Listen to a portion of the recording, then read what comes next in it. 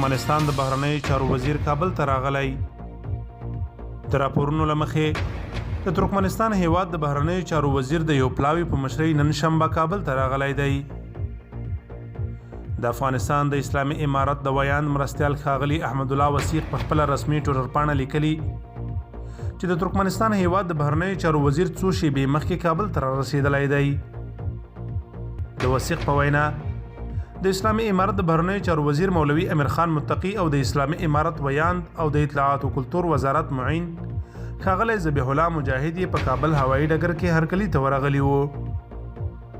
د بهرنیو چارو وزارت سرچینې وایي په دې کتنه کې به په دوه اړخیزو اړیکو خبرې وشي. د کابل ټکی کام یوټیوب چینل ته ښه راغلاست. دا که ستاسو لومړی راتګ وي هیله ده په چینل کې اشتراک وکړئ او د زنګ بټن یې هم ووهئ.